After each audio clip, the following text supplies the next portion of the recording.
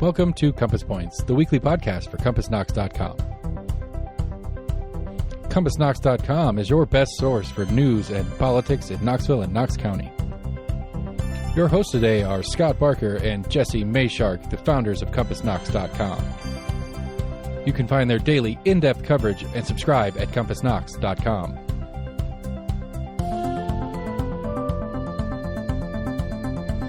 The Compass Point podcast is brought to you in conjunction with Almost an Agreement. Almost an Agreement is a layman's attempt to get a handle on the workings in government and politics that we deal with every day.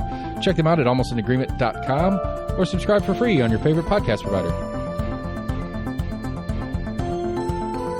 If you'd like to learn more about the topics discussed on today's podcast, go to CompassKnox.com and subscribe for in-depth coverage and much more.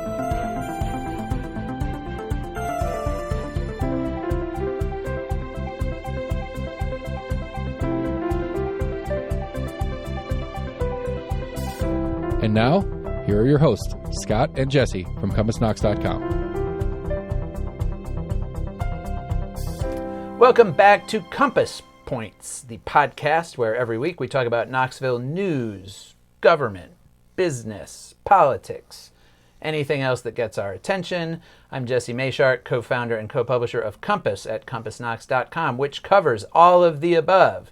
Check us out if you are not already a subscriber. I am joined, as always, by Scott Barker, co-publisher and co-founder of Compass. Scott, how are you doing? Doing fine, Jesse. I have done zero Christmas shopping, though, so I'm going to have to light a fire under myself and get going on that. Get out there and spur the economy. Yeah, absolutely. How have you been? Doing just fine. I give a little follow-up for any listeners desperate to know the outcome of my root canal, which I mentioned last week. I did have a root canal this week, and for those of you who, like me, up until this past week had never had one, let me just tell you, it was fine. I had been told that, these fears about the intense pain of root canals is kind of like an idea that has persisted from olden times, whenever olden times were, probably as recently as 10 or 20 years ago. But these days, man, they know what they're doing. They got in there, they numbed up the whole part of the mouth that needed to be numbed up. Got, I think, about 15 different drill bits at different points. Get in there and clear everything out. And I'm now the proud owner of a temporary crown, which will have to be made into a final one sometime next month. So, everybody, take care of your teeth, pay attention to your dental health, and if something starts to feel wrong, go do something about it. All right, this week we have other things to talk about. We have an interview coming up with Ben Mullins, who is an attorney in town and maybe a familiar face to some of our listeners who are regular watchers or attenders of planning commission meetings, city council, county commission, because he represents developers across the county and is often there arguing on their behalf. We have had people on the show before to talk about sort of the community perspective on development, like the Knox County Planning Alliance. We thought it would be good to have Ben on to kind of talk about some things from the developer perspective as well. We're going to talk a little bit about South Waterfront Code, speaking of planning and development. And speaking of Ben Mullins. Because he was an integral player in this drama. That's right. State Senator Richard Briggs got a nastygram this week from Tennessee Right to Life. We'll talk about that. A little bit of talk about historic preservation. We both had a feature article on the future of Knox heritage and also some news about an endangered historic structure. And to start us all off, a couple of items from Knox County government this past week. First of all, I think right up front, I just want to give a couple of follow-ups on things we've talked about in past weeks. This past Tuesday, Brian Hare, the former chief of staff to Knox County Mayor Glenn Jacobs, appeared in court for his sentencing on an official misconduct charge. We have talked about this case before, most recently a few weeks ago when the former Parks and Recreation Director, Paul White, was in the news because he had a lawsuit against the county that was settled. And that was kind of related to this investigation of Brian Hare, which ultimately really revolved around Brian Hare being in possession of a county-owned golf cart for several months and also having some county officials doing labor at his house on company time, essentially. So and all of that happened in fall of 2020. Finally, he was charged last year. Finally, this year, he pled guilty to this official misconduct charge in September, had his sentencing, and criminal court judge Scott Green granted him judicial diversion, which I think is an outcome a lot of people expected. Mm-hmm. Judicial diversion is something that is typically available to people who have no prior criminal record and are charged with, low-level offenses, either misdemeanors or low-level felonies. In this case, It was a Class E, the lowest level felony, and also not charged with anything violent or anything. And so what diversion means is that he's going to be on probation for a year. He has to not commit any crimes, I guess. He can't commit any more official misconduct because he hasn't worked for the county since he resigned in the wake of all this 2 years ago. And so after a year, if he stays clean, essentially the charge would be wiped from his record. He would not have to disclose, in the future when people ask you, have you ever been convicted of a felony, which he technically has at this point, but that's going to go away. He'll be able to say legally he has a clean record. So that was the outcome of that case. The mayor's office did not have any comment on it. I think they're perfectly happy for all of this to just sort of fade as much into the rearview mirror as possible, especially ahead of any potential gubernatorial run by County Mayor Glenn Jacobs. Another thing I just wanted to mention was that we had a discussion at County Commission of a resolution basically putting County Commission on the record opposing COVID vaccine requirements for U.S. military personnel, which of course have been in place for the past year and a half. I don't remember exactly when those came into force under the Biden administration. However, so this has been a big push by Republicans locally, state level, nationally to kind of remove this mandate. There have been people who have either quit or been essentially discharged from the military for their refusal to take the COVID vaccines. And so this was kind of putting County Commission on the record, supporting Governor Bill Lee's efforts and Senator Marsha Blackburn's efforts to reverse this. And it passed almost unanimously with County Commissioner Larson J. abstaining from it. He basically said he didn't think this was the kind of thing County Commission really needed to weigh in on one way or the other because it's so far above their jurisdiction and decision making. And he also made the point that this is already being dealt with, and we just saw that. So last week, the House of Representatives passed a bill that then the Senate passed just this past Thursday, a Defense Department appropriations bill that removed that vaccine mandate, and that's going to go to the White House. President Biden has expressed opposition to removing the mandate, but he's probably going to sign this bill, and I don't think anyone expects that he's going to veto the entire defense spending package. Well, knowing now that the Knox County Commission in Tennessee has weighed in on it, right? I'm sure it will convince him. Yeah, that was the deciding factor for sure. To go ahead and sign the bill. So. Yeah. So Commission will formally vote on that on Monday, but they already expressed their support for it this past Monday. So it will certainly pass for whatever force or value it has. Okay, a more significant thing that County Commission talked about this past week was ambulance service here in Knox County. Scott, do you know who provides ambulance service in Knox County? A company called AMR. AMR, American Medical Response. It's the largest ambulance provider in the country, private company. It is actually owned by an even larger company called Global Medical Response, which also owns Rural Metro, which is the private fire department, essentially, that is available as a subscription service to people outside the city of Knoxville and is the largest fire company outside the city in Knox County. So AMR is under a contract with the county going back to 2013, and they've had multiple amendments to that contract over time. And in recent years, they have had some amendments because they keep missing. There are parameters set in the contract for how quickly they have to respond to any given call.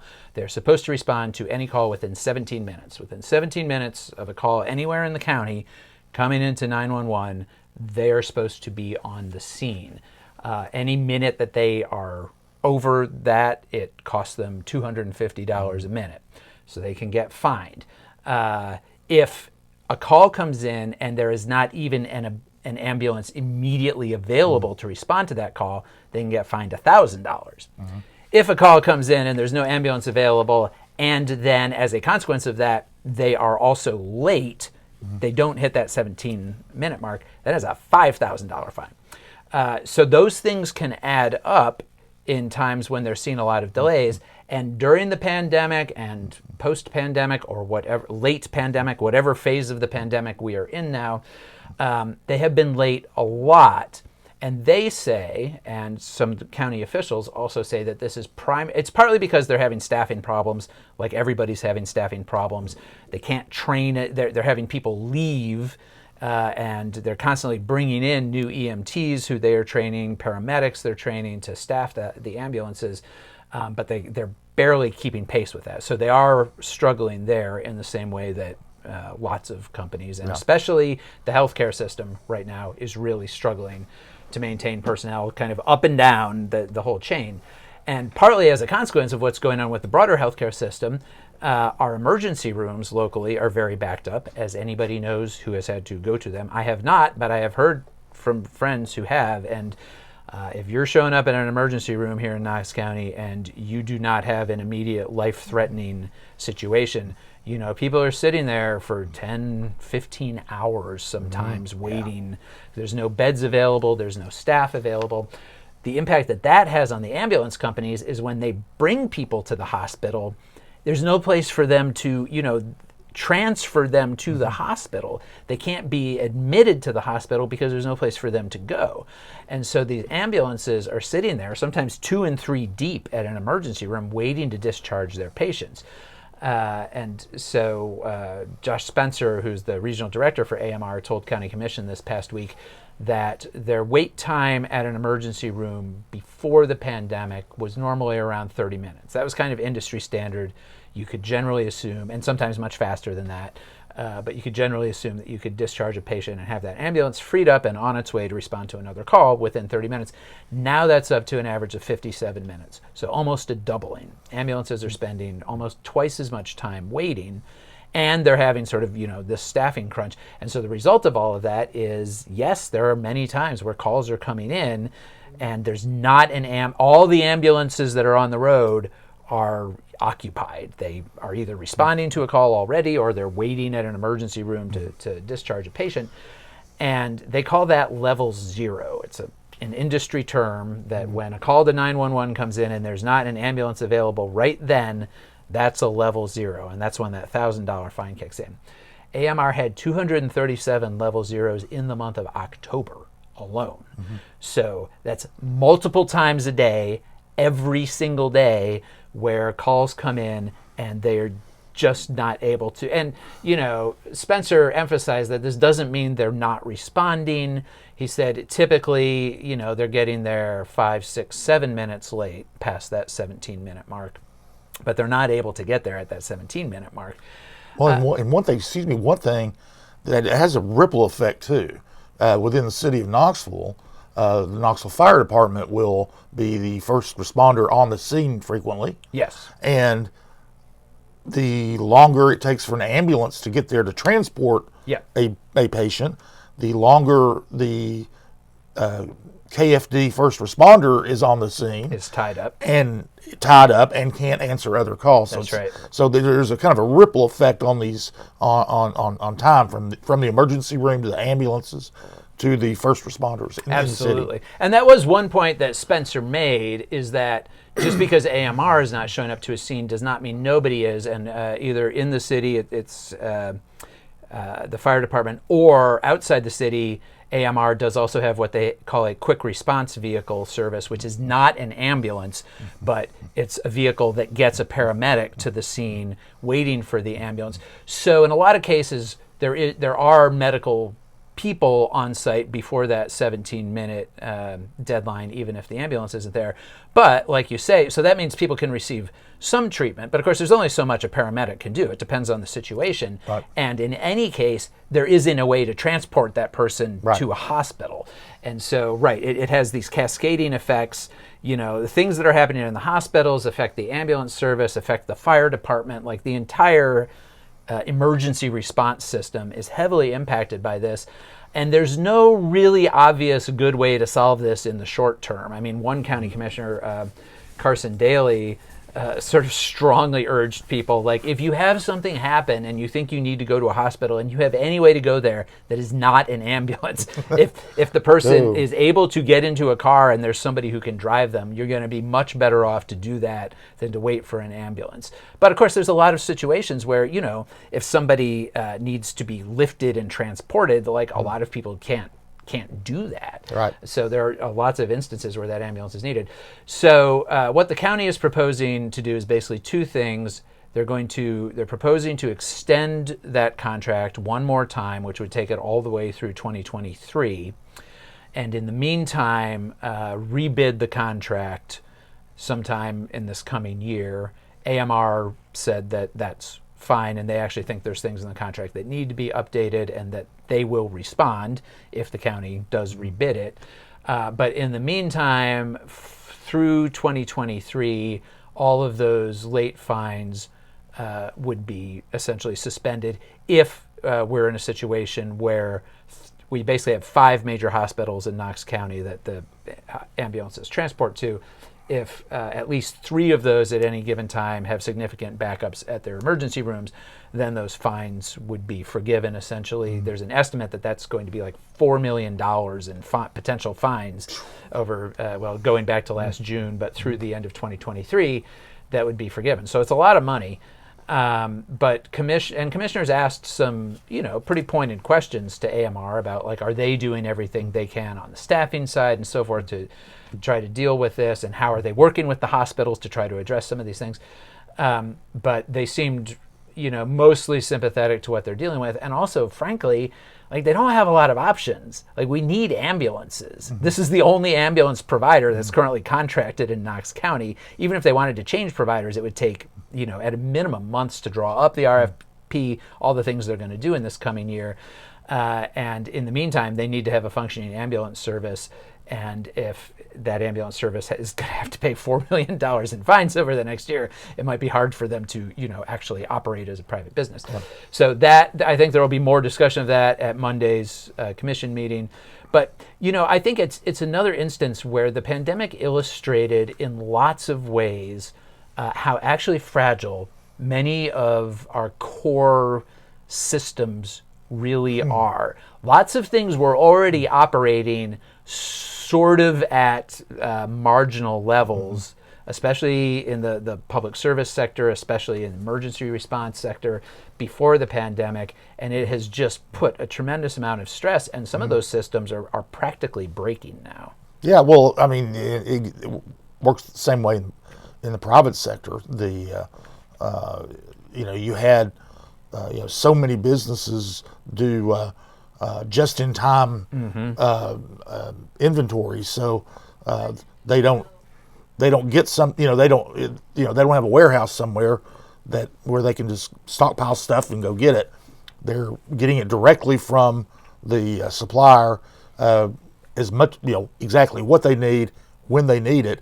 And when the supply chains got disrupted, that did too. Yeah, everybody ran out of things. Everybody ran out of things, and you never knew what you were going to run out of. And it's the same thing with in the public sector, especially. They do. The governments do tend to have just enough to provide the just enough contrary service. To sort of a lot of stereotypes out there. I can say this having worked in the local public sector here for the city. Most of our governments run pretty lean operations. There are not a lot of people performing a whole lot of services. Yeah, I mean, one thing that you see when you're in our position, a lot of times we see it. Sometimes we don't end up reporting on it. It depends. But like there'll be audits of various agencies, and almost invariably, if there's a problem, it goes back to they've got an antiquated computer system and that they've never upgraded, and they've had it for 15 years. And because they don't want to spend the money to do it. They don't want to spend the money to do it, or can't spend. They've got there's only so much money that they're going to be able to get out of tax funding. So that's especially true in state agencies. Yeah. Whenever there's a problem with a state agency, the first thing I look at is to see how old their computer system is. Yeah. Well, and speaking of state agencies, obviously there's a big story this week that we're not going to talk about because it's on the state level, but having to do with a comptroller's report auditing the Department of Children's Services. Mm-hmm. Definitely recommend everybody go and look at the coverage of that, because that illustrates exactly how strained some of these really vital services actually are. So that's the situation with the ambulance. Okay, let's talk about historic preservation a little bit. We had a nice feature this past week by one of our freelance contributors, Tracy Owens, about Knox Heritage. What's going on with them? Well, they are under new leadership. Mm-hmm. Their new executive director is Christine Cloninger, mm-hmm.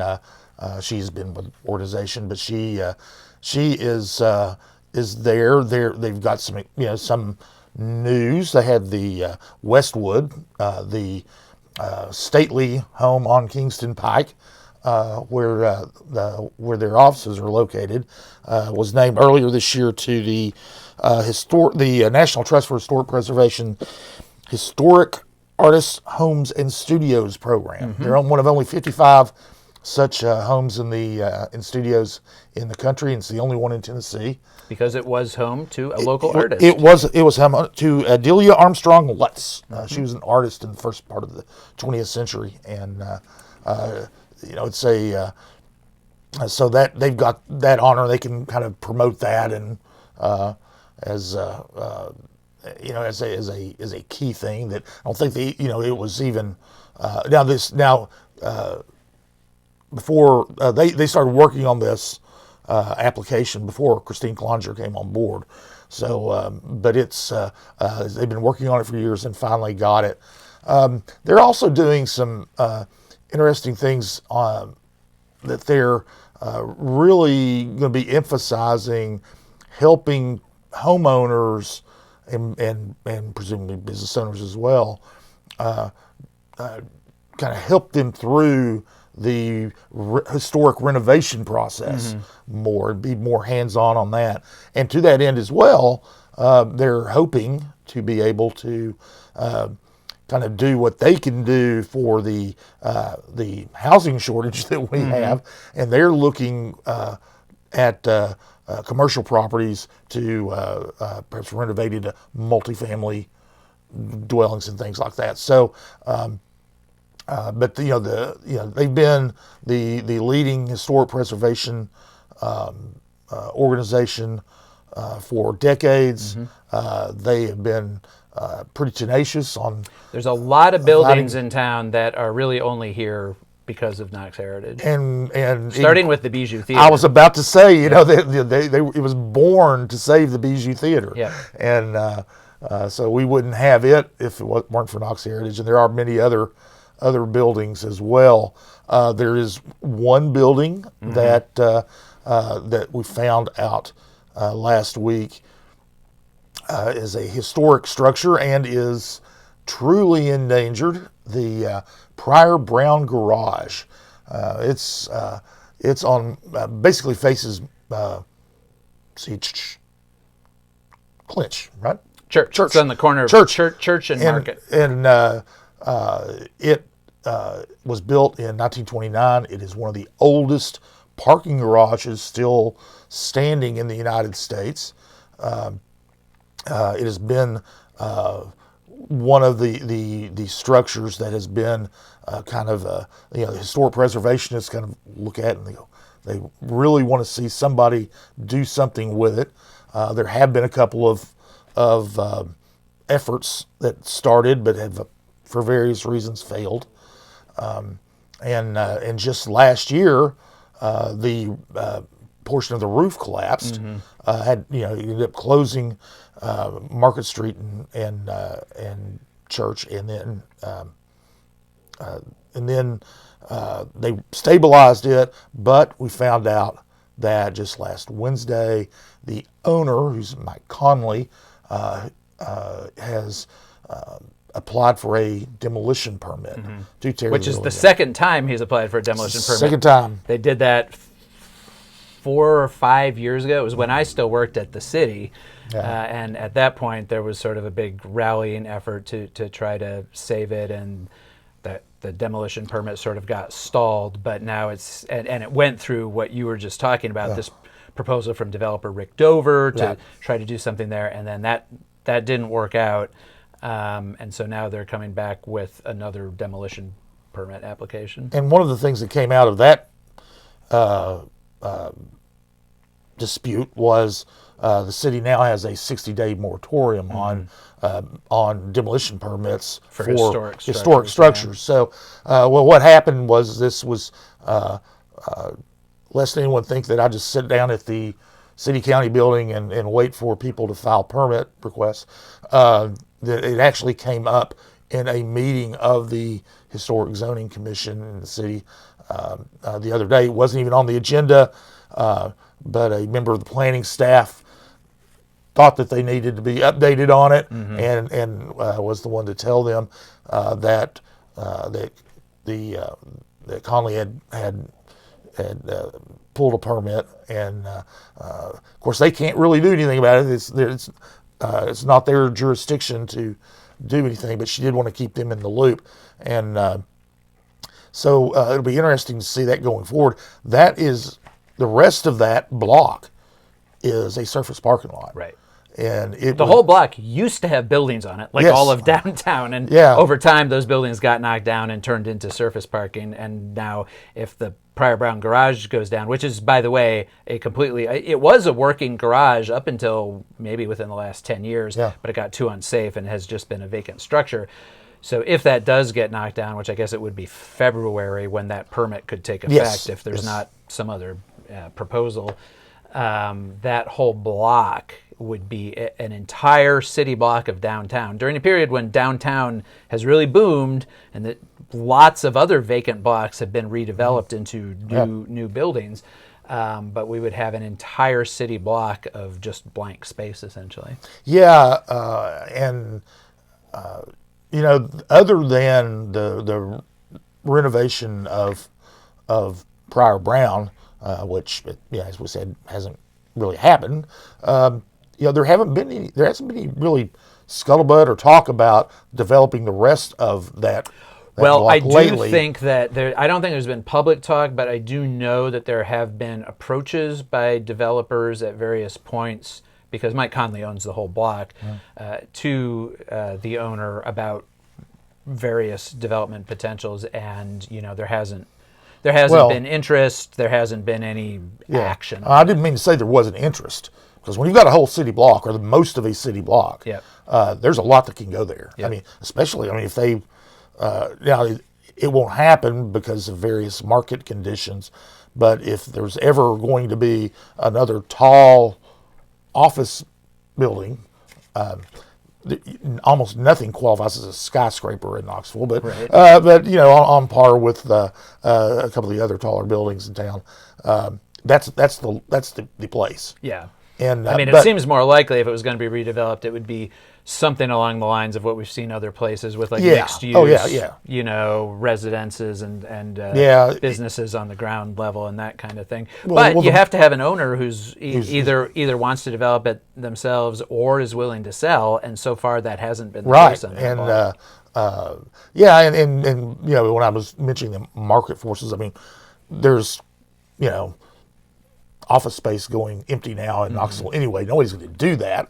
I'm just saying that just having that size of a lot would be the only place without demolishing a lot of buildings that you could do that. I don't think they would either. I think it would be somebody would do either multiple buildings or one building, maybe a courtyard, 4 or 5 stories like most of the rest of the downtown, and mixed use. And but it could also just sit there blank for a long time. It could stay a surface parking lot forever. And this is something that people get frustrated with sometimes, because they look at these properties that they see potential in and they think, why doesn't somebody do anything? And the answer is that property owners have a lot of rights, including the right to not do anything with their property. It's and especially if it's already a surface parking lot. The Pryor Brown garage has been in such bad shape. The city has put some orders on them to fix it up. But if it just gets knocked down, then even that's not there, and they could just basically sit with a surface parking lot forever. Yeah, and it's a privately run, managed parking lot, lots of spaces. It is a great location. Yeah. So I would imagine that it's as long as they've owned it, and as long as it's been in operation as a surface parking lot, I imagine it's just easy money. Yeah, passive income practically. Yeah. You pay somebody to collect the fares or whatever the charges for parking, and that's basically it. Very, very little upkeep on a surface parking lot. Every few years you got to restripe it. Right. That's about it. Yeah. All right. Well, we will see what happens there, but given all the efforts that we've seen in the past to save the Pryor Brown that have come to nothing, and that it's continued to deteriorate in the time since, it seems pretty likely that it's going to come down in a couple of months. Maybe Knox Heritage and somebody else will come through with some sort of save the day effort. We'll see. Well, I'll tell you one thing. Given the history of Knox Heritage, they are probably already working with someone to try to come up with some sort of proposal to take to Conley. Well, and they were very involved in the last proposal with Rick Dover that almost came together and didn't. All right. Another thing we wanted to mention is we had an interesting thing happen this past week that I've never seen before. It's pretty normal for candidates to get endorsed in the course of a political campaign. Have you ever seen anybody get unendorsed? I've never seen anybody get unendorsed, especially after an election. I was about to say, if it ever could conceivably come up, it would be before the election. Right. It's never even crossed my mind that it could possibly happen after an election. Right. Well, that's what happened this week. Tennessee Right to Life, which is the state's leading anti-abortion advocacy group, put out a press release saying they were revoking their endorsement of State Senator Richard Briggs. They had endorsed him in his run for re-election this year, which he won easily, because since the statewide abortion ban took effect at the end of August, Briggs has been among sort of a handful of Republican legislators who have come out and said, yeah, maybe we need to revisit this ban. And Briggs says he is anti-abortion, and he's all in favor of shutting down the abortion clinics in the state, which has happened. All of our abortion clinics have been shut down. But the part of the law that has literally no exemptions for the health and life of the mother, or for cases of rape and incest, those are areas that he has said, we probably need to go back and think about these some more. He is a doctor. He's a retired heart surgeon, which I think gives him a particular perspective on this. And his concern, which is something we've talked about before, because this has been raised by lots of other people, including current practicing doctors and OBGYNs, is that what this law is doing now, I mean, the abortion clinics are closed. So, and I talked to Briggs about this week, and he said, look, if your goal was to close the abortion clinics, which he agreed with, that's done. We've done that. The law does that.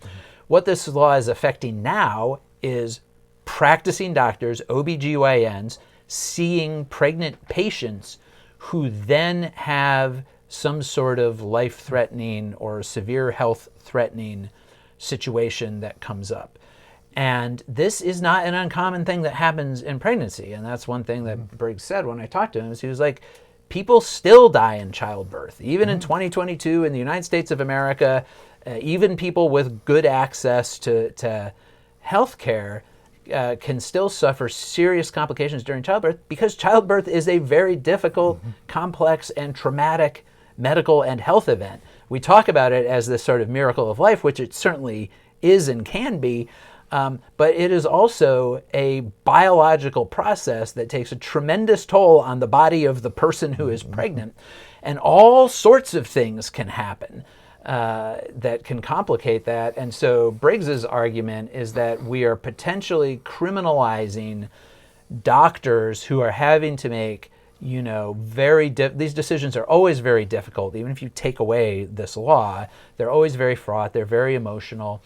But then you put on top of it the possibility that if they decide in a given circumstance, yes, this pregnancy needs to be terminated in order to save the life of the mother, in order to protect some, prevent some dire outcomes, those doctors can be charged. As we've talked about, there is an affirmative defense in the law, which means that if a doctor is charged, they can argue legally that they did it out of serious concern about the health and life of the mother. But there's no guarantee that that will be persuasive. Like, that'll be up to them to persuade a prosecutor or a judge or a jury.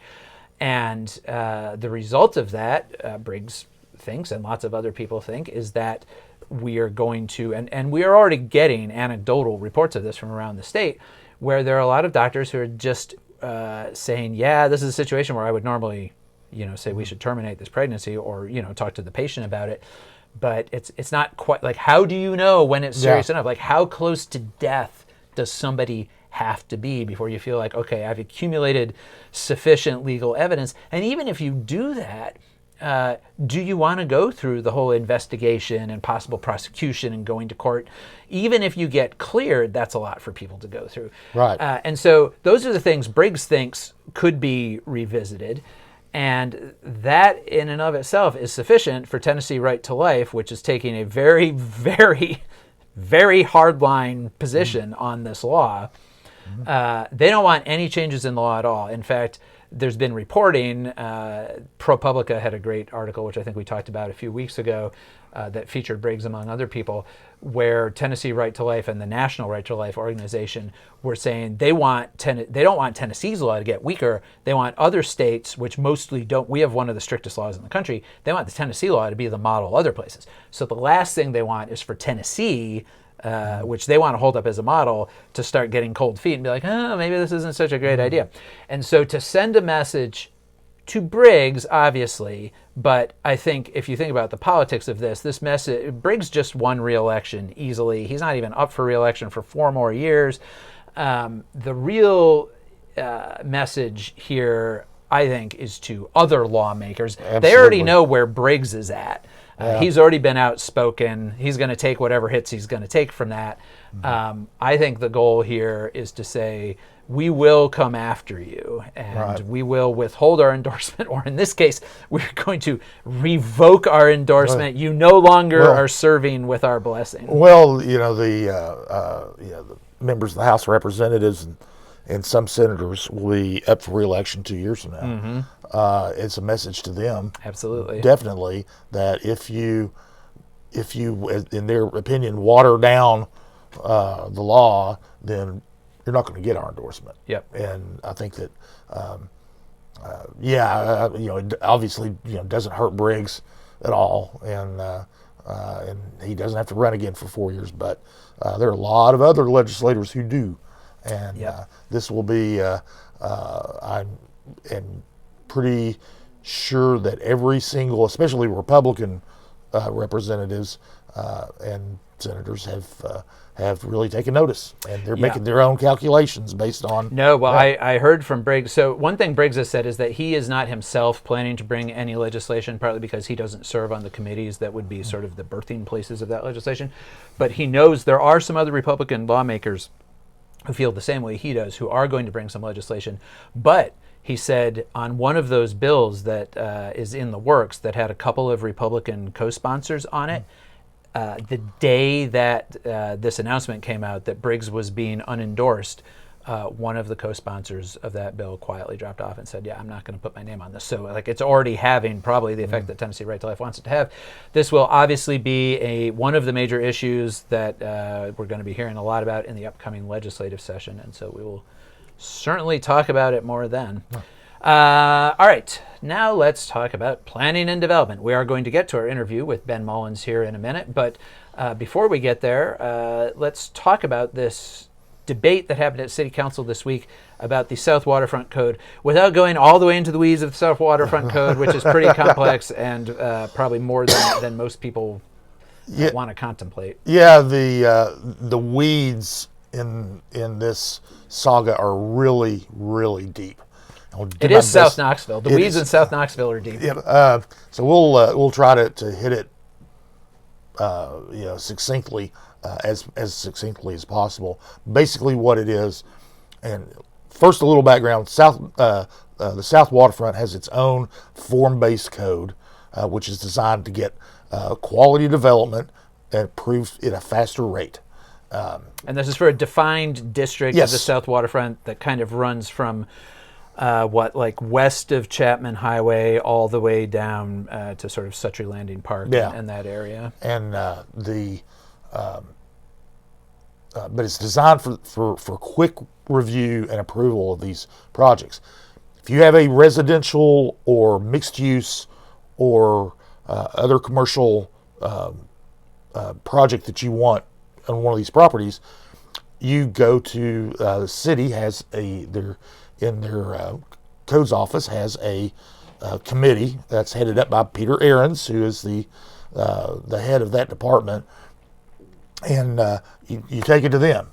This is called a level 2 review, and they can approve it, or if it's not quite in line with the restrictions in the code, they can ask for variances, and they go to the Board of Zoning Appeals to get variances. If they're approved there, you're good to go. And so there is a higher level of scrutiny called level 3.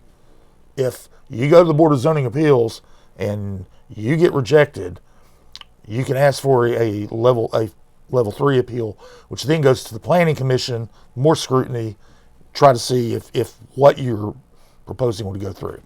Let's go to the current case. Was a developer, Live Development out of Birmingham, wanted to build a residential development at the old ready-mix concrete plant there on the river and on Blunt Avenue.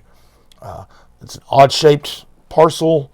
There's a curve in the road. A lot of these requirements are about setbacks and things like that, and lot sizes, all kinds of stuff. Anyway, so they needed to get variances. They got 6 variances, some of them pretty substantial. They added they asked for basically an extra floor on their building. The square footage of the building that they had planned is twice as much as the square footage that would be allowed under restricted interpretation of the code. Anyway, but they asked for these variances and got them. Nobody objected from Peter. No, from the zoning commission, and but Peter Ahrens approved it first, right? Well, no, he did. He said you have to get your variances first, right? But if you get your variances, yes, I'm approving it. So they got their variances. Ahrens approved it. There was no objection publicly, no appeal. So they started spending. Live Development started spending money, about $1.8 million so far, and they don't even own the property yet. So anyway, South Knoxville residents, basically led by Janice Toker, who is the former chair of the Knox County Planning Commission, got wind of it. They didn't realize that it had gone through. This was back in May, and they appealed it, but they didn't appeal because the appeals period was over. Mm-hmm. So they couldn't appeal the actual granting of the variances, which they thought were so extensive that you might as well not even have a code. Mm-hmm. They rezoned this property without going through rezoning. There it is.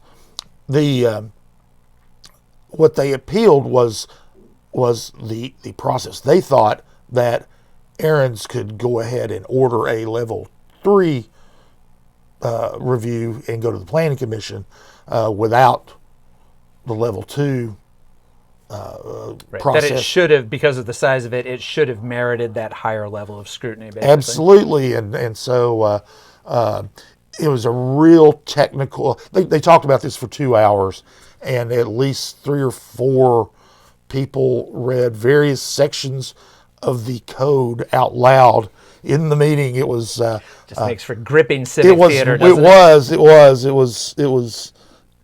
was 2 hours I'll never get back. No, but it was interesting. One of the but it boiled down to it's something that this and Law Director Charles Swanson is the one who said is basically did Peter Ahrens correctly read and apply the zoning regulation, or the codes regulation, and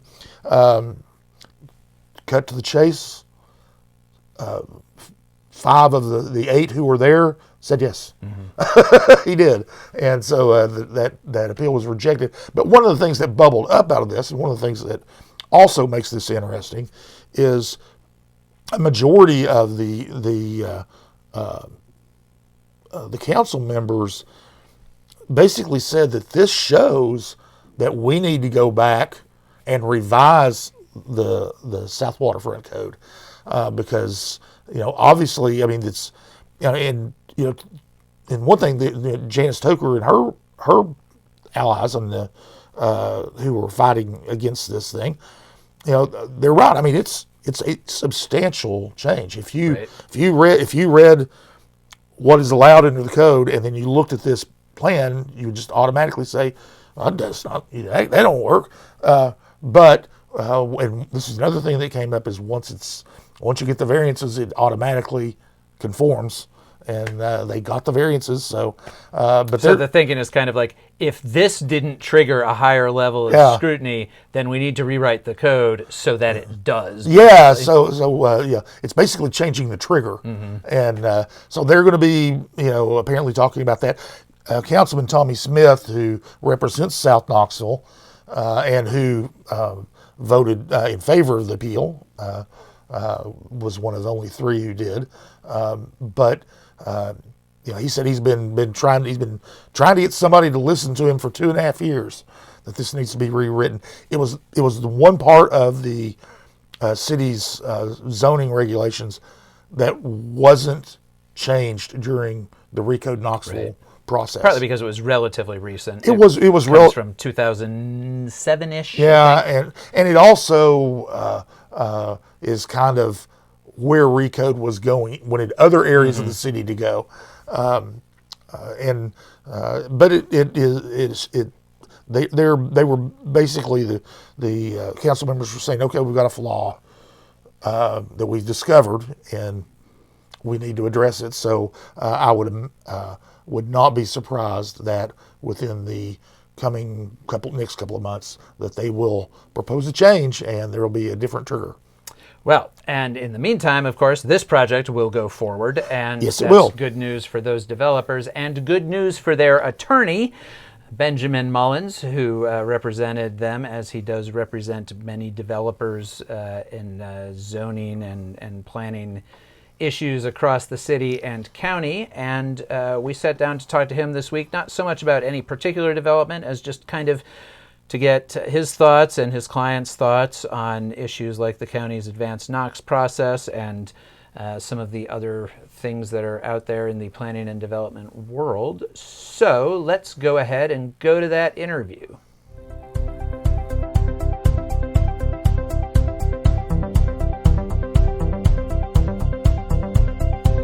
Hi, our guest this week is Benjamin Mullins. He is one of the most involved people in government business interactions in the city, whose name you might not even be aware of. But Ben is he's an attorney, and he frequently represents clients before the Planning Commission, the Board of Zoning Appeals, and the city and the county, and has a unique perspective on development in the city and the county. Welcome, Ben. Thank you for joining us. Thank you for having me. Really appreciate it.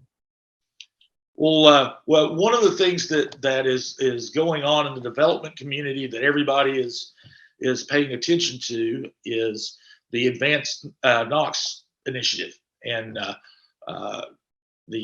which is an update of how Knox County is approaching development. First time it's been done in 20 years. talk a little bit about what that process has been like, and what your clients and you see as things that need to be done or need to be arrived at outside of once this is done.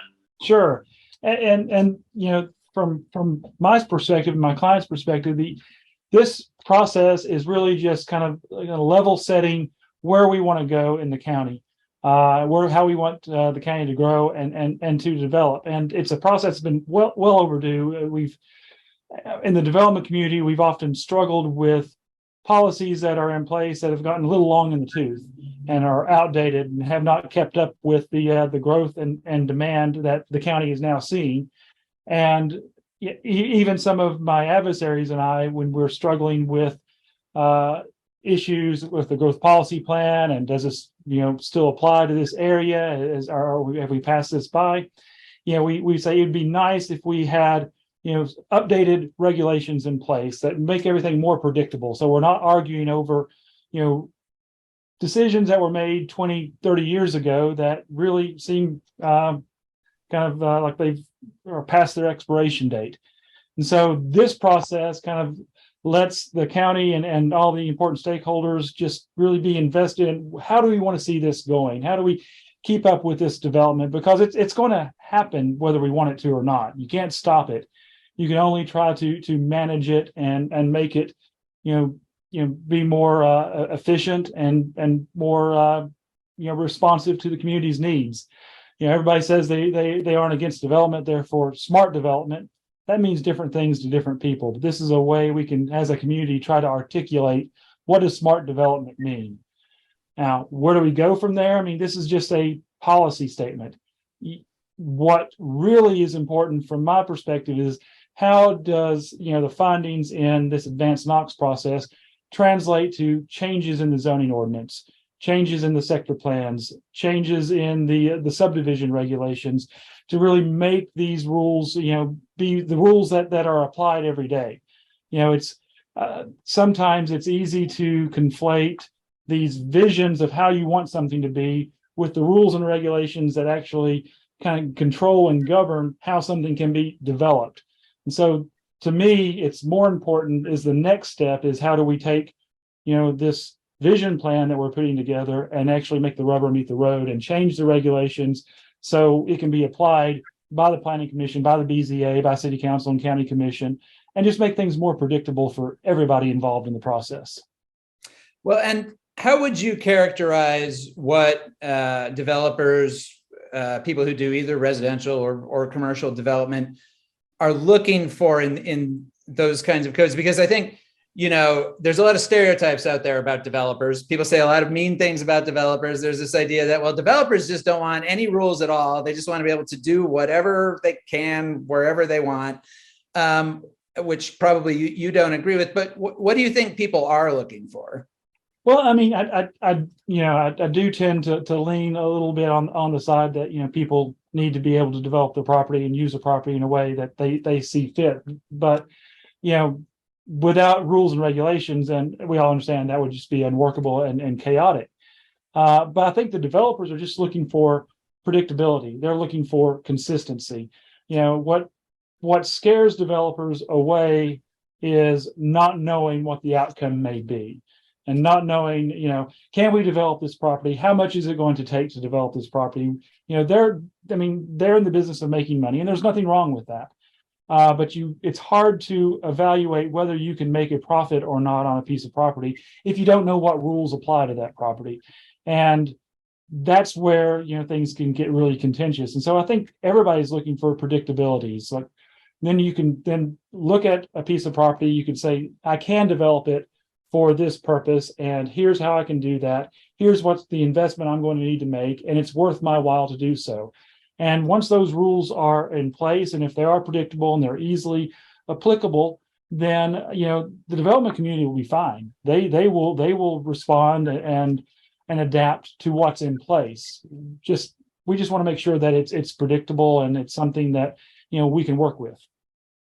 Yeah, that when you were talking about the next steps that would have to happen after advanced Knox, and that sounds a lot like what the city went through a couple of years ago, where they rewrote their code and through the Recode Knoxville process. How has that worked? Has that been something that has made for a more predictable, consistent landscape for development in the city? For the most part, I think it has. But whenever you do something that big of a sea change, if you change your entire zoning ordinance, there's going to be unintended consequences. And there's been certain issues that have come up where did we really mean for the code to do it this way, or do we really mean to on certain corridors to make certain properties less vehicular, business oriented, friendly, or not? And whenever you build a house, there's a punch list you're going to have to go through, and things are still going to have to be corrected. So I think there's still some growing pains in that. No matter how much time you invest in redoing something like a zoning ordinance, there's going to be things that you don't just quite get right, and those were the issues that we're still working through. But for the largest part, the thing that Recode did, from my perspective, that really helped is it made the uses more clearly defined. It made where certain things could go more clearly defined and easier to apply. And I can evaluate a piece of property in the city now, because of Recode, in some ways a lot easier on what could we do with this property than I could in the county, whose zoning ordinance is a little long in the tooth. Well, and so the city and county both right now are in the process of changing the way they do planning, absorbing, basically splitting up some of the existing staff that's been under the Planning Commission and shifting them either to the city or the county to handle the development review process, essentially in both the city and the county, rather than having all of that go through one unified office. I've heard a couple of people raise concerns about what that means, questions about political influence, one side or the other. I guess, what are your thoughts on that? That the county has already kind of started to do this, right? Yeah, well, the county was already kind of set up to do it. Don't think they had to really reorganize themselves. Although the Planning Commission right now is still, a standalone independent, the Planning Department, I should say, a standalone independent body. And I have mixed feelings. I can tell you one thing I know in this business is whenever there's change, people start to get nervous. A lot of times when the property is changing, the neighbors that next door, they get nervous. Now, I do worry. I've grown accustomed to the fact that we have an independent planning staff evaluating things that aren't necessarily beholden to, the city's administration or the county's administration. And depending on the politics of that administration at any given point in time, it could be more favorable to development. It could be less favorable to development. But that pendulum, it's already there when you get through the legislative process, but for it to be there in the planning process as well causes a little concern. Yeah, and of course the city is looking at how they're going to streamline their codes enforcement and planning, the planning regime, the whole 9 yards. Is kind of we also hear about differences between working with the city and the county from developers. That the city's easier or the county's easier to work with than the city. City is their regulations are kind of onerous. And now what is the landscape like really from your perspective? So, and I have to be careful with this. We're putting you on the spot, Ben. That's the whole thing. Yeah, that's your job.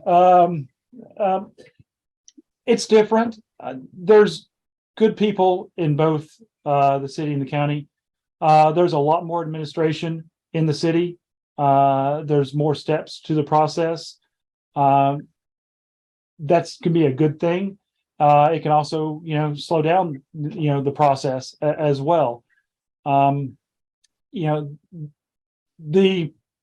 overall, I guess, perspective from a developer is that the county is easier to work with than the city, for that reason, because the process is more involved in the city and is a little more technical in the city. Not to say that the county does a very thorough job, but it seems, the perception is that they can be a little easier to work with. They're looking to, to be more development friendly than the city traditionally has been. I think that the city's trying to change that. But just when, the regulations are in place, the code, the zoning ordinance, it's a little more technical. There's just more steps to the process that does make it a little more slow. So we're always looking for economic indicators, and we're at sort of an odd point right now where there's still seems to be a fair amount of robust economic activity going on, but at the same time, everybody's kind of expecting a recession or slowdown. I'm just curious because, you hear from people who are planning to do things. What are you seeing? Are you seeing continued, ramping up of activity or a leveling off in terms of the kind of projects people want to do? It's still moving pretty steady. I am hearing a lot from developers, particularly multifamily developers dealing with larger projects. They're looking at the cost of materials. They're looking at the cost of borrowing money and just the interest rates, and that is causing a lot of concerns from them, obviously, and how to make a project viable, especially looking at the scope of some of the projects that they're working on. It's very easy to see how that is an issue. And, of course, the biggest thing is, slowing down that process. It costs more money than anything else. And so they are always looking at how can we make this more efficient? How can we get through the process, more quickly? And sometimes there's, the process is what it is, and you can't make it any faster than what it is. But there's still such a demand in the Knoxville area for more housing, for diversified housing, for multifamily housing, that there's a lot of out of state money coming in to invest in this area for that reason. I don't see that changing anytime soon until the supply starts to match the demand, and then we're not even close to that yet. Hey, Ben, one thing that kind of and this transcends the border between city and county. One of the things that has happened in the last several years, as we've been observing, these development proposals and in some cases resistance and things like that. The elected and appointed bodies, the city council, county commission, planning commission, they're all kind of pushing developers to reach out to the people who live near the property where they want to develop, and that they think that will, obviously, make things go more smoothly if the developer and the neighbors can get come to some kind of accommodation, because as we all know, the neighbors are the ones who really are concerned about the change that you talked about that's coming to their homes. And but there's been this real push to include for developers to include neighbors in their planning process, I guess, is, for lack of a better term. And one of the things I was curious about is, from the developer standpoint, does it work? I mean, does it really kind of make everybody kind of happy, kind of mad, kind of one of the way compromise works? Does that really work? And really, does it result in better development? I'm a big fan of reaching out to the neighbors. I encourage my clients that this needs to be part of the process. Does it work? It works when it works, but it doesn't always work, if that makes sense. Sometimes the neighbors, they just want to understand what's going on, what's happening. They want to have questions answered. And if you can give them that outlet and have that dialogue and go through, that process with them, most neighbors, they're going to be, okay, we're comfortable with this. We don't like the fact this property is being developed something different than what it is, but we're more comfortable and it's not going to be an issue. There's going to be those developments, or there's going to be, certain individuals, within that group of neighbors that it's not going to make a difference. People are going to be opposed to it regardless, but that's going to happen whether you reach out to them or not. So you're not really stirring anything up by reaching out. You're just really going ahead and having that conversation. And if you can help make people feel better about what's happening, if they can give some input that you can incorporate, which happens more than a lot of people will say. I mean, I think, developers are very willing to, they don't want somebody to come in and redesign their project, obviously, but if, there's some changes that can be made to make the neighbors more comfortable with it, most developers are more than willing to take that into consideration and see if they can be accommodating. But when the times are, then there's nothing that can be done to accommodate the neighbors' concerns, or they're going to be opposed to it no matter what you say. That's just part of the process. But at least you can say, hey, we had the conversation, we reached out, and this is what we can do and this is what we can't do. And so everybody's at least on the same page at that point. And you would rather know that 2 months before you're in front of the planning commission than on the day of the planning commission have a room full of neighbors behind you opposed to something and you've never had a conversation with them. It's a bad look if you can avoid it.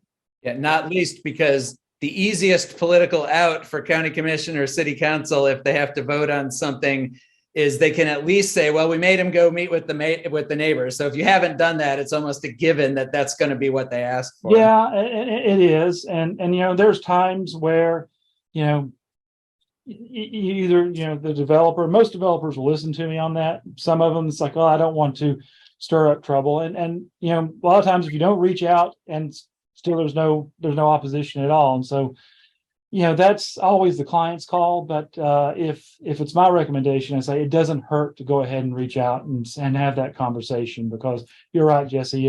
If you don't, then it can be something that is brought up as a reason to delay or a reason to criticize the development. So, there's enough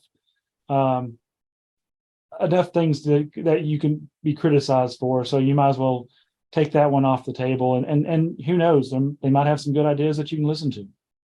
Well, that kind of goes with the kind of last part of my question is, do developers think that doing this, do they think that leads to improvements in their developments? And by improvements, I know that's a subjective thing, right. But from a developer standpoint, an improvement means something that adds value to their development. And do the clients who do go through this, do they think it adds value? I think the clients that go through this understand that at the end of the day, they know where they need to be to make the development work. And part of that is the process that's involved. And if going through that process, they can understand, here, this neighbor's concerned about lighting. This neighbor's concerned about the landscaping.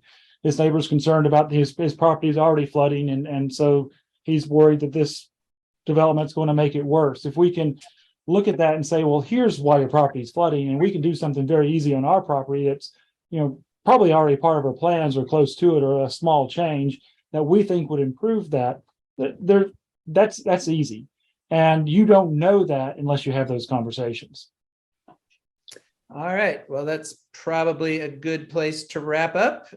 So thanks again for joining us, Ben. I'm sure we'll be seeing you soon at all of these meetings that we all spend so much time at. Well, we have a standing meeting, Ben and I, at the Planning Commission once a month. Regardless of what else is happening in the world, I will run into Ben, and Ben, I look forward to it. Thank you so much for joining us. Thank you. Appreciate it, guys.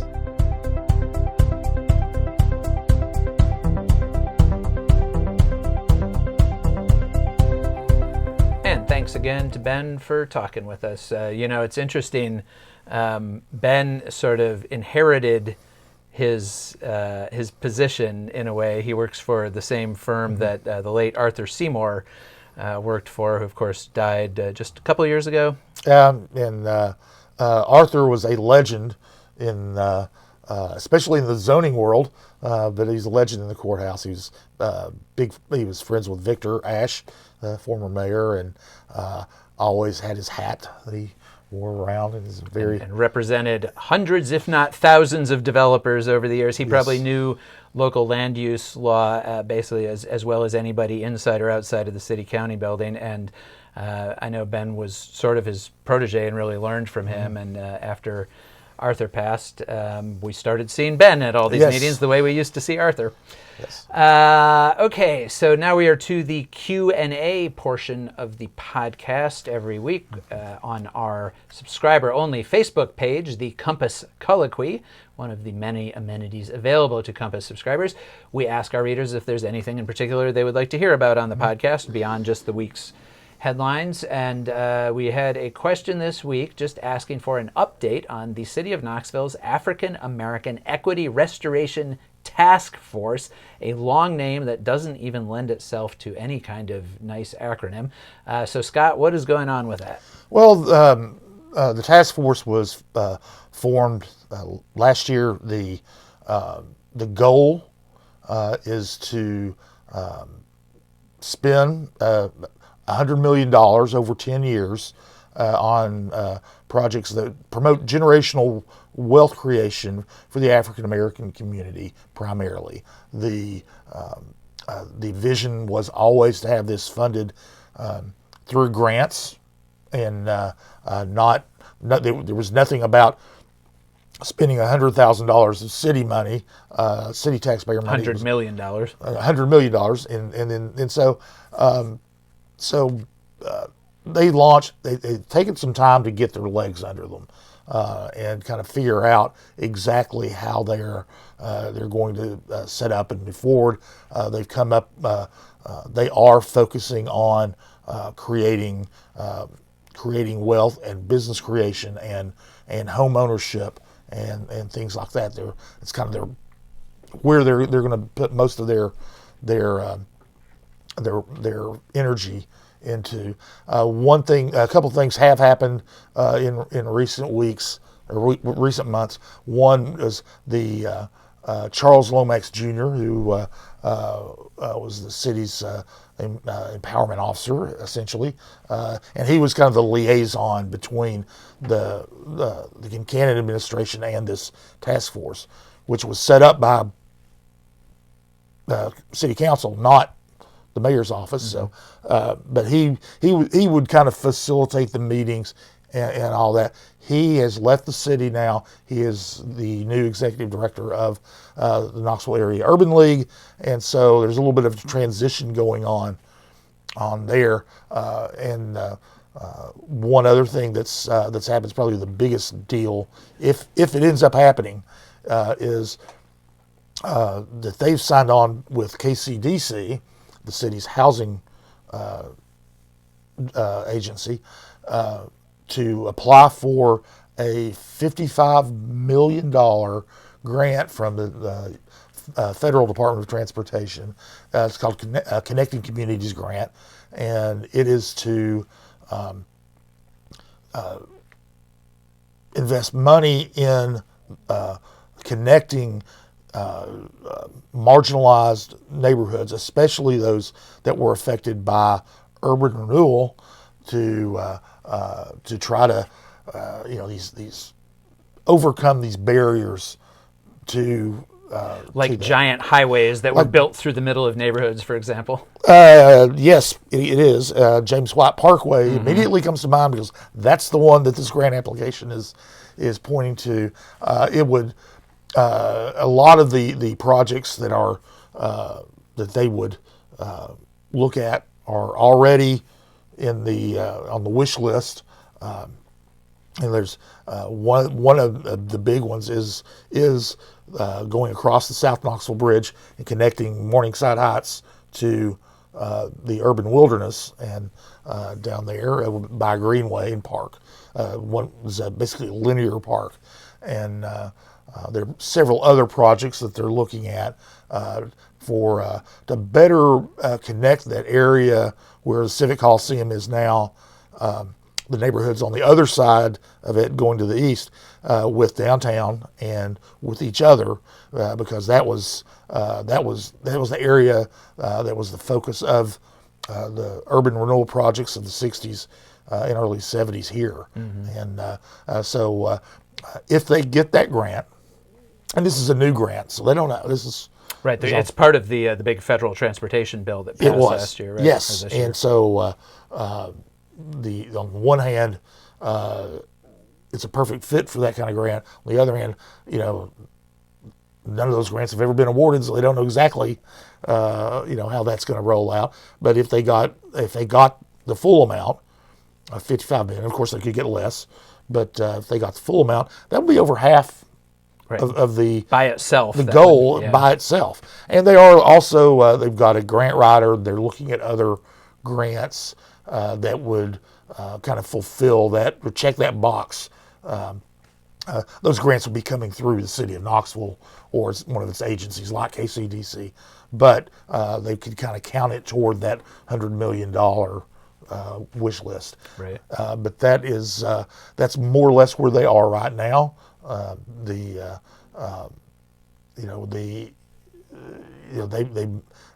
don't, like I said, they've just now gotten to where they can get out and are actually doing things. Because they did have to get it set up. There was no template for the task force, so we should be hearing more about their attempts to get more funding over the next year. Right.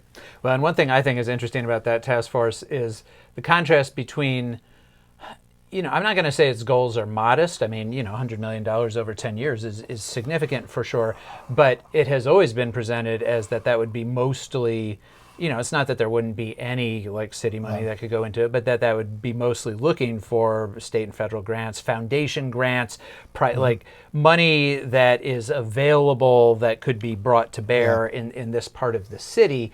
But for some of our local, more conservative politicians, especially outside the city, the way that people talk about this and talked about it when council voted to create this task force was this level of, I'm not going to say hysteria, but there was anger out there that the city was doing reparations. And of course, reparations is a highly charged topic that people have talked about for years. What, if anything, are, African Americans owed by the United States in some way or at some level for past injustices and legacies of poverty and so forth. But when Janet Testerman, Councilwoman Janet Testerman, who voted in favor of creating this task force, was running in the Republican primary for the state legislature this past year, her opponent, Elaine Davis, that was one of her knocks against her, was she voted for $100 million in reparations. And they make it sound like the city is going to commit $100 million of local taxpayer money to reparations. And one thing that's interesting about that is that nobody ever comes out and says why they think the idea of reparations is bad. They just kind of say, like, it's one of those words that if you say it with the right tone of voice, you kind of convey what you mean, which is basically, I don't think those people deserve any of my money. I mean, that's kind of really what people are saying. Yeah, well, and one thing is too, to a lot of people, what the word reparations means is these are going to be cash payments. Right. Someone's going to get a check in the mail. They're going to get a check in the mail, and they're not deserving of it because their great grandparents were slaves. Right. And in any case, I shouldn't have to pay for it because my great grandparents didn't own slaves. Right. Like, that's kind of the mentality around that whole issue. But really, in Councilwoman Gwen McKenzie, who is African American and is the driving force behind the creation of this, she took great pains to say, we're not looking for reparations here. What these are going to be programs aimed at helping primarily African Americans in Knoxville to create generational, what they call generational wealth. Home ownership. You can pass along your home to your children. Business, you form a business. You can pass that business on to your children, or sell it to your neighbor's children, or whatever, and do that. And that's what the focus is. It's not a matter of giving just giving cash out. It's a matter of finding programs that can help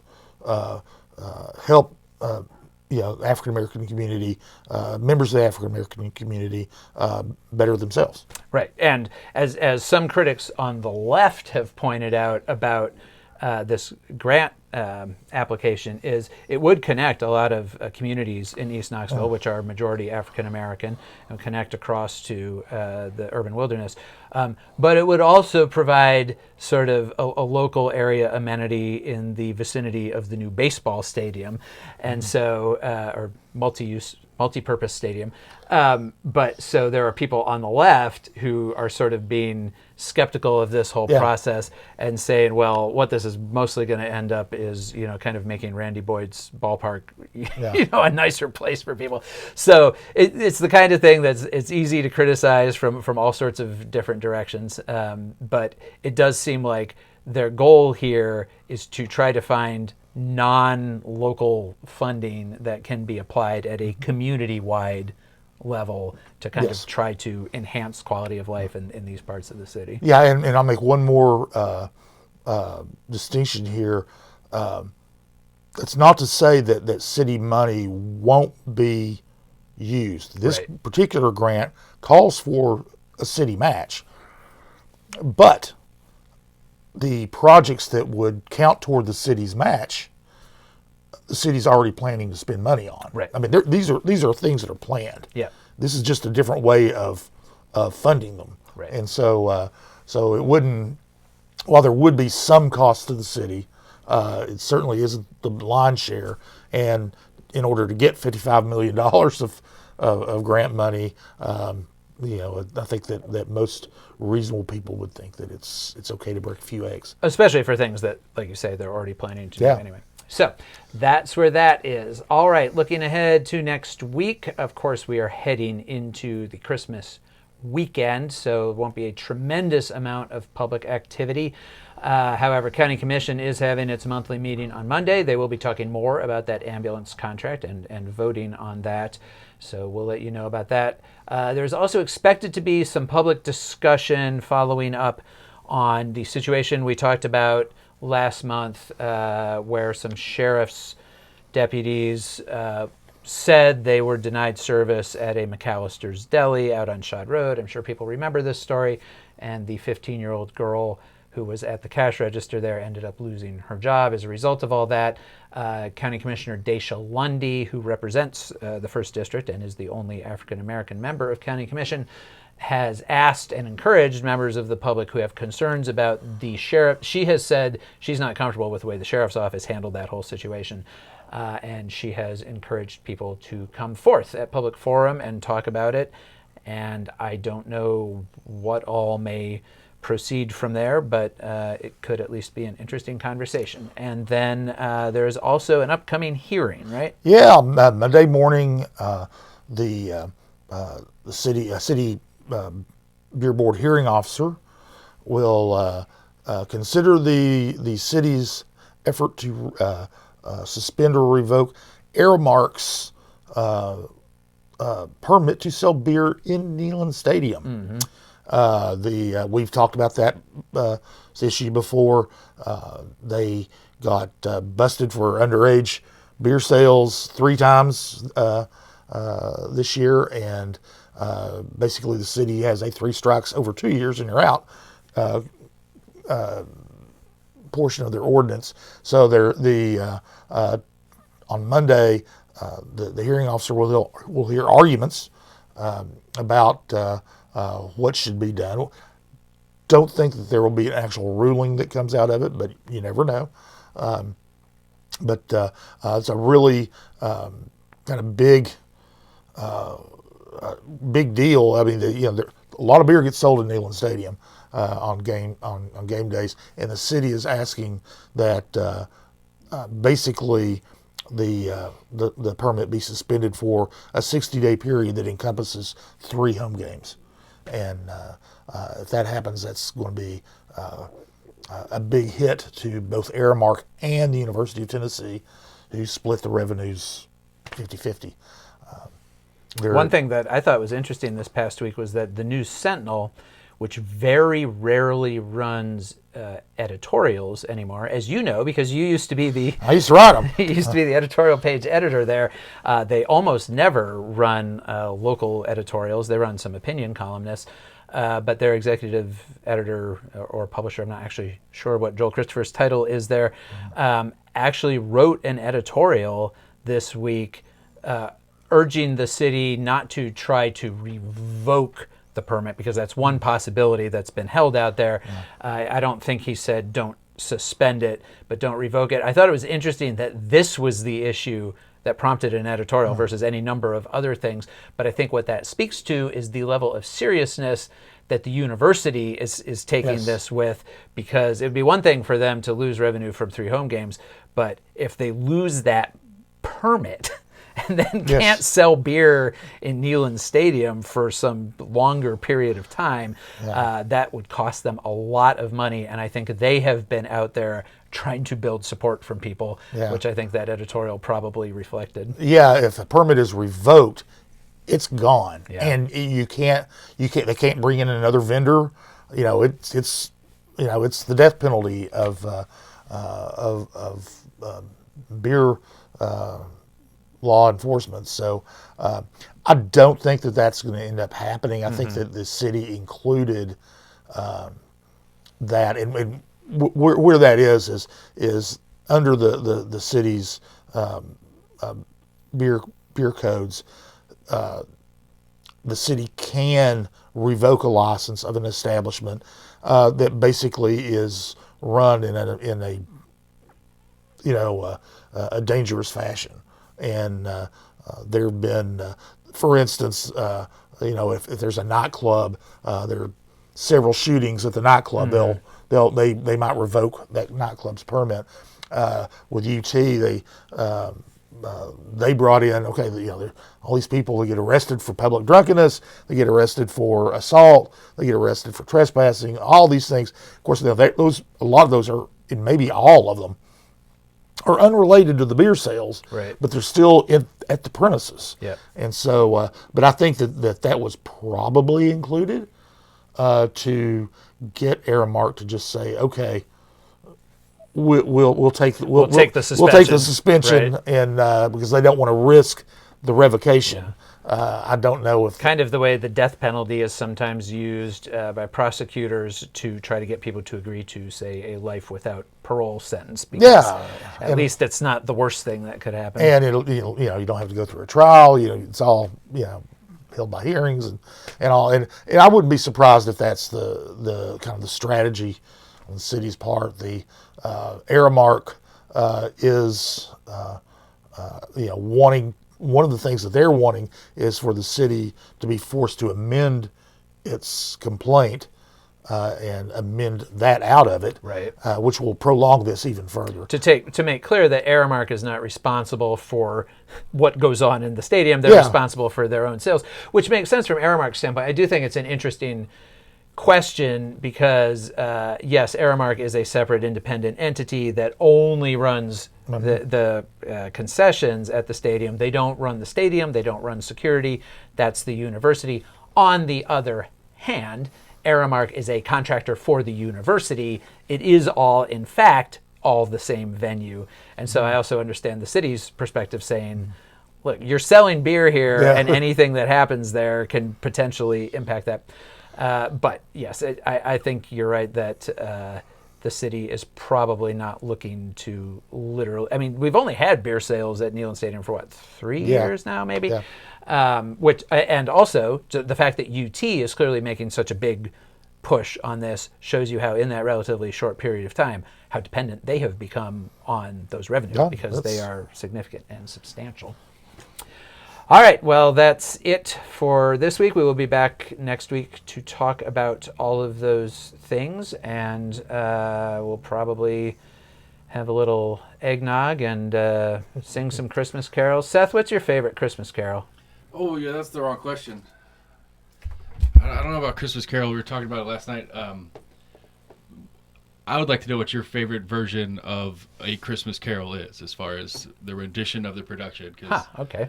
I've got one that may be the unpopular opinion on it, but I think Bill Murray's Scrooge is the best version of a Christmas Carol ever made. Gotcha. All right. Well, okay. So our assignment for next week, we come back in here with our favorite version of Charles Dickens' A Christmas Carol and our favorite Christmas song or songs. We will talk about those as well as anything else that happens. In the meantime, everybody stay safe and healthy. Welcome to Compass Points, the weekly podcast for CompassKnox.com. CompassKnox.com is your best source for news and politics in Knoxville and Knox County. Your hosts today are Scott Barker and Jesse Mayshark, the founders of CompassKnox.com. You can find their daily in-depth coverage and subscribe at CompassKnox.com.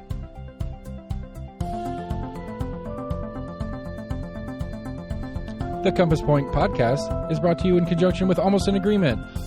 Almost an Agreement is a layman's attempt to get a handle on the workings in government and politics that we deal with every day. Check them out at almostanagreement.com or subscribe for free on your favorite podcast provider. If you'd like to learn more about the topics discussed on today's podcast, go to CompassKnox.com and subscribe for in-depth coverage and much more.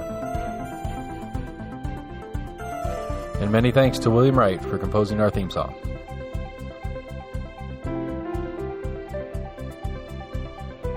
Compass Points is a partnership of Barking Shark Media and Barbarian Productions, and recorded by Lord Seth A. Barber at Barbarian Studios, Knoxville, Tennessee.